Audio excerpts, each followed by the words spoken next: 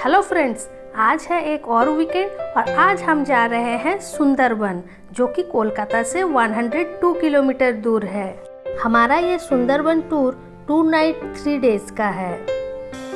अभी सुबह के 7:30 बज रहे हैं और हम आ गए हैं वेस्ट बंगाल टूरिज्म सेंटर के ऑफिस। आज हम अपना जर्नी यहीं से स्टार्ट करेंगे। चलिए अंदर चल के आई कार्ड वेरिफिकेशन करवा लेते हैं। एंटर करते ही हमें चाय दिया गया और आई कार्ड चेक करके बस का सीट नंबर अलॉट किया गया।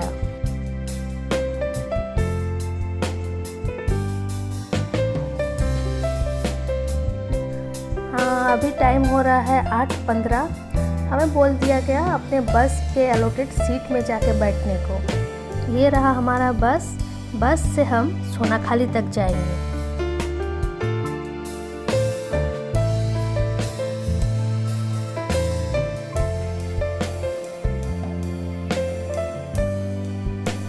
अभी ठीक 8:30 बज रहे हैं और हमारा बस चल पड़ा है सोनाखाली फेरी घाट की ओर। सोनाखाली पहुंचने में हमें टाइम लगेगा 2.5 आवर।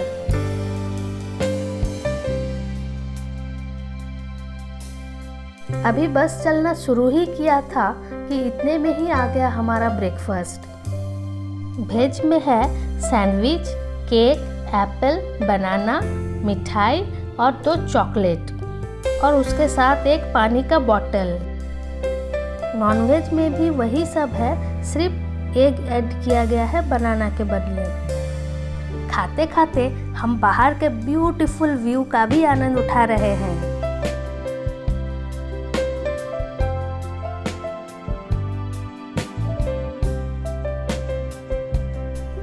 हमारा पहला स्टॉप है मालंच, जहाँ पे बस 15 मिनट के लिए रुकता है।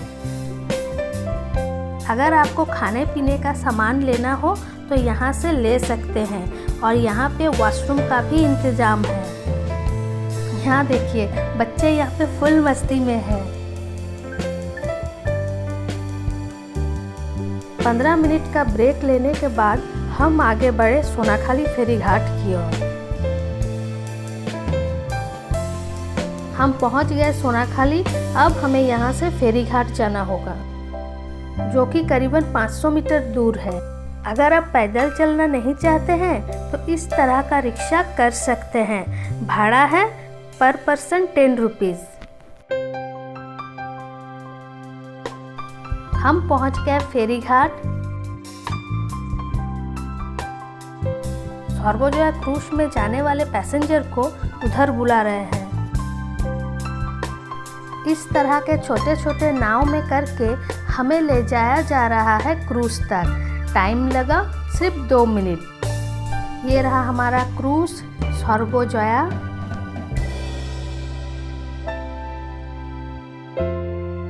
चलिए चलते हैं क्रूज पर।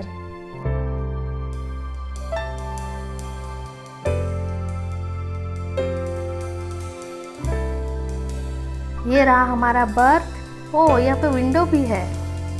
चलिए चलते हैं बाहर, दिखाते हैं क्रूज को बाहर से। वाह, इतने में हमारा क्रूज चल पड़ा है मैनग्रोव जंगलों के बीच में से होते हुए। चलते हैं थोड़ा आगे कैप्टन के केबिन के पास।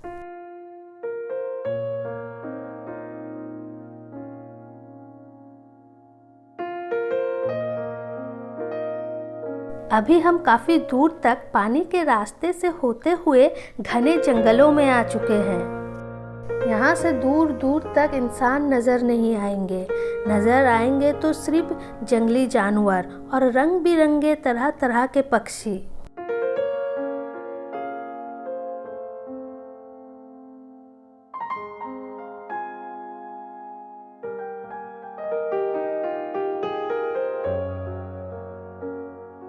यहाँ पे हमें कुछ नाव भी दिखे, जिसमें मछुआरे बांग्लादेश बॉर्डर तक चल जाते हैं मछली पकड़ते हुए।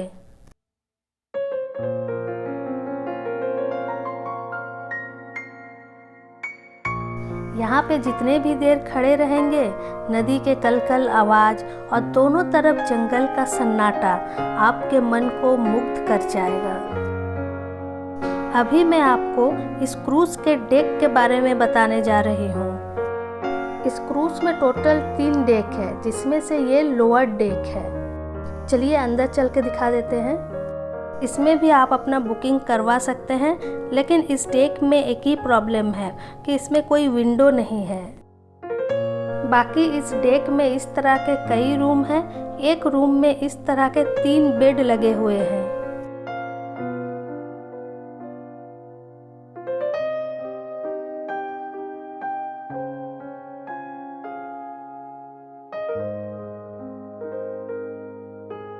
चलिए चलते हैं हमारे मिडिल डेक में, लेकिन उससे पहले ये स्टाफ रूम भी देख लीजिए। ये भी लोअर डेक में है।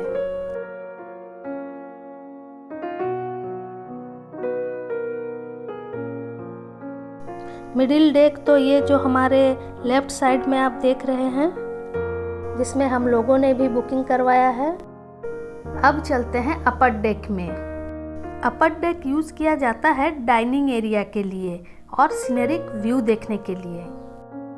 ऐसा मैं इसलिए कह रही हूँ क्योंकि देखिए अपर डेक से सुंदरबन के रोमांचक नज़ारे।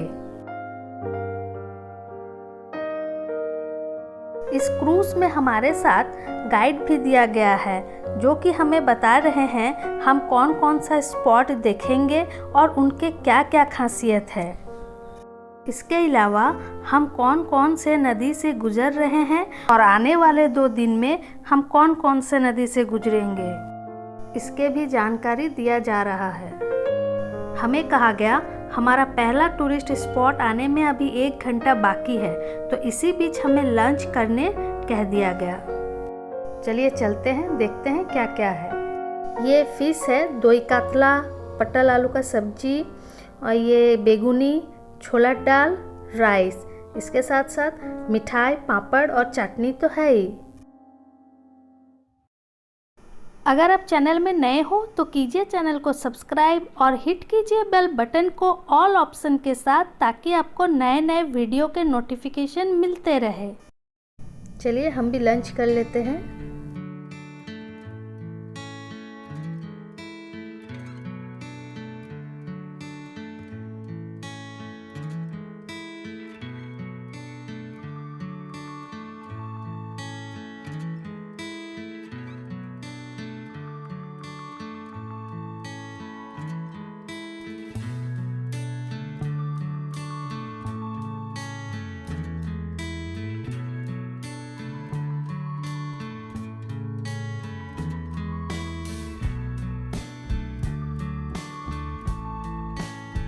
आज नॉनवेज में फ़िश है और वेज में पनीर का सब्जी।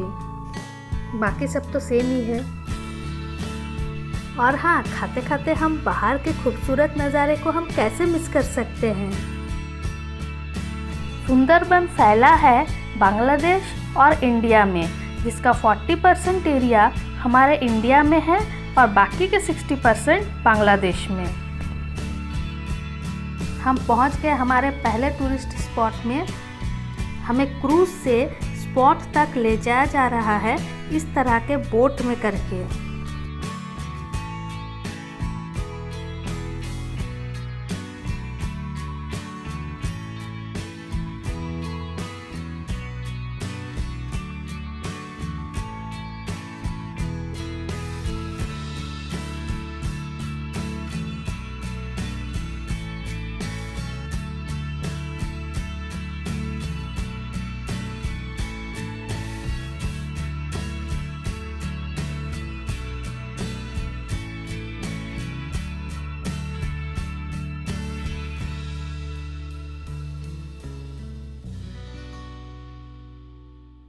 ये है हमारा फर्स्ट टूरिस्ट स्पॉट सुदन्या खाली।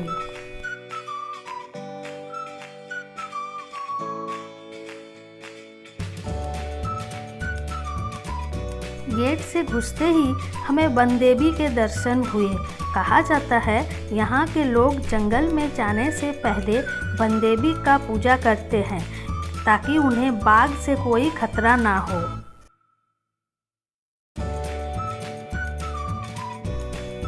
अंदर में इस तरह के लोहे के तार से घेरा गया है ताकि कोई जंगली जानवर ना आ जाए। यहाँ हमने देखे अनगिनत सुंदरी ट्री और भी बहुत सारे लोकल पेड़ पौधे जो यहाँ के मैंग्रोव फॉरेस्ट में पाए जाते हैं।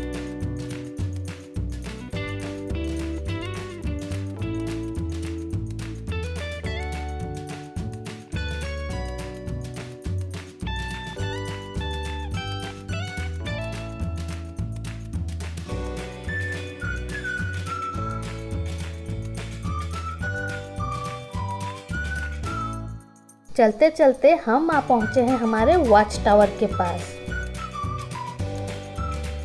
चलिए चलते हैं वॉच टावर के ऊपर।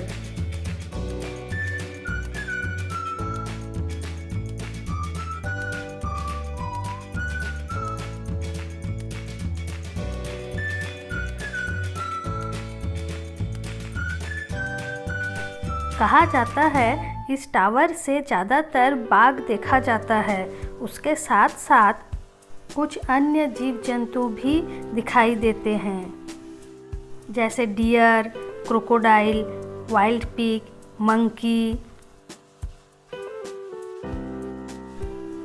यहाँ पे फॉरेस्ट एरिया को काट के ऑब्जर्वेशन लाइन बनाई गई है, ताकि जब कोई पशु एक तरफ से दूसरे तरफ जाए तो टूरिस्ट उसे आसानी से देख सके। इसके साथ साथ यहाँ पे एक मीठे पानी का तालाब है, जिसका पानी पीने के लिए यहाँ के पशु प्राणी आते हैं।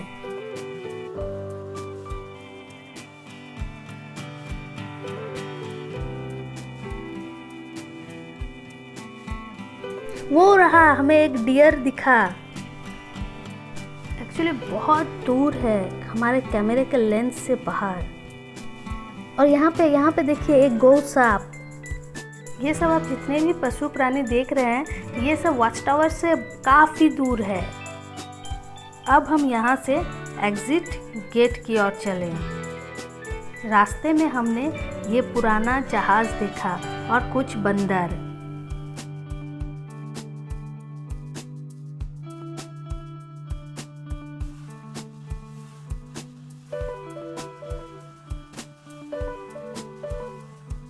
हमें क्रूज में वापस ले जाया जा रहा।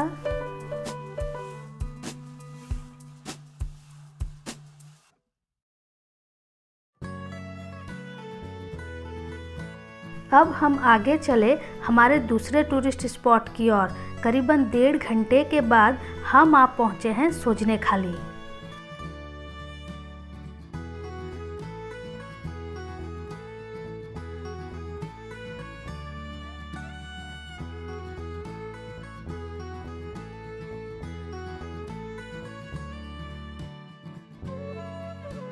हमने जैसे ही क्रूज छोड़ के छोटे से बोट में सोजने खाली की ओर बढ़े, हमने देखा एक बड़ा सा गौ सांप, देखिए तैरते हुए जा रहा है।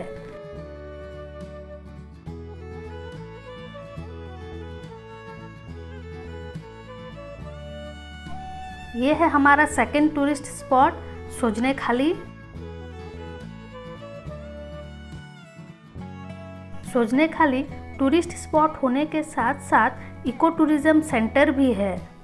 हमारे गाइड हमें वॉच टावर की ओर ले जा रहे हैं। यहाँ पे हमने देखा काफ़ी सारे वेस्ट बंगाल टूरिज्म के टूरिस्ट लॉज भी है। चलिए पहले वॉच टावर देख लेते हैं, फिर यहाँ के टूरिस्ट लॉज के बारे में जानकारी देंगे। हम पहुँच गए हमारे वॉच टावर। चलिए ऊपर चलते हैं।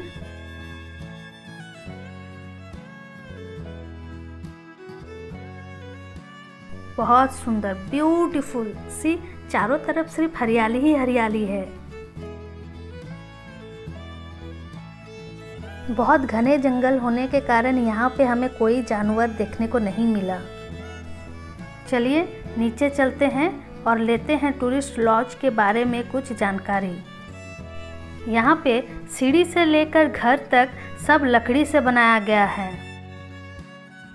चलिए मिलते हैं यहाँ के मैनेजर से और जानते हैं यहाँ के लॉज किस तरह से बुक कर सकते हैं और यहाँ तक कैसे आएंगे।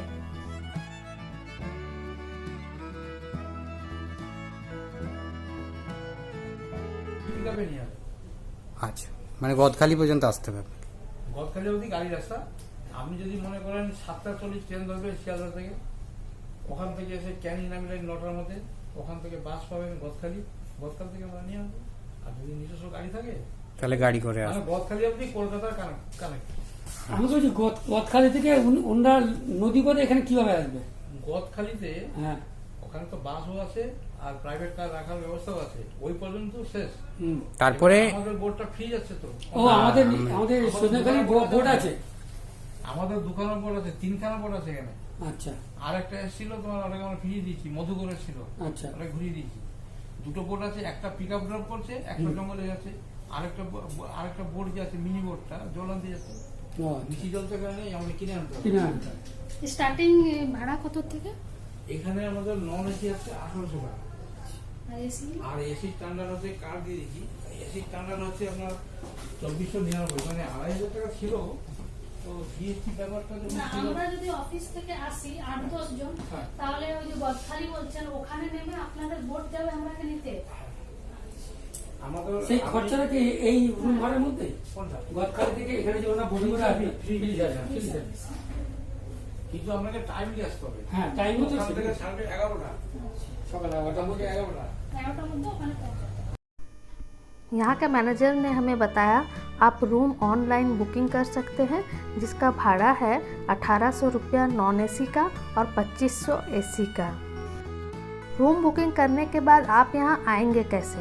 तो उसके लिए आपको पहले आपको गौदखाली तक आना होगा। अगर आप अपने कार से आ रहे हैं तो फिर तो कोई बात ही नहीं, गौदखाली में कार पार्किंग का भी इंतज़ाम है।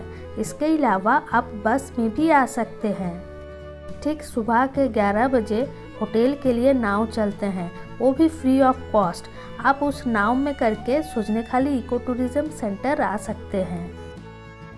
अब हम आ गए फिर से फेरी घाट। जब हम फेरी घाट पर हमारे साथ आए लोगों का वेट कर रहे थे तो हमारा नज़र पड़ा इस रेड कलर के क्रैब पर। फिर हमने अच्छा से देखा, ऐसा छोटे छोटे बहुत सारे रेड क्रैब है।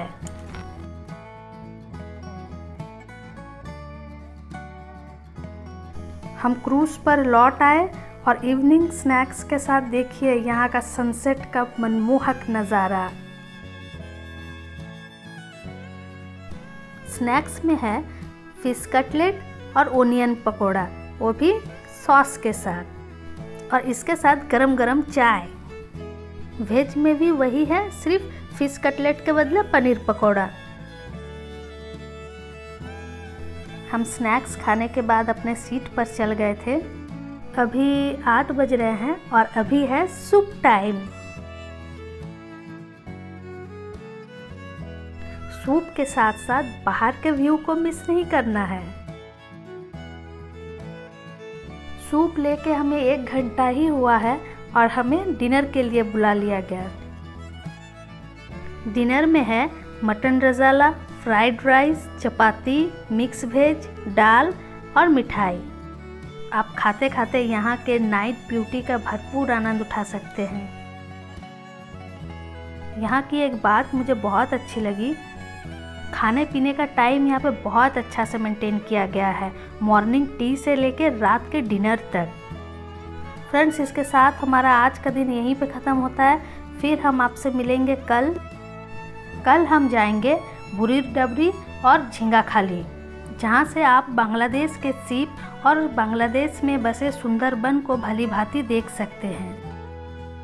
तो फ्रेंड्स, वीडियो बहुत ज़्यादा बड़ा हो जाने के कारण हमने इस वीडियो को डे 1 एंड डे 2 में डिवाइड कर दिया है, तो हमारा कल का डे 2 ज़रूर देखें।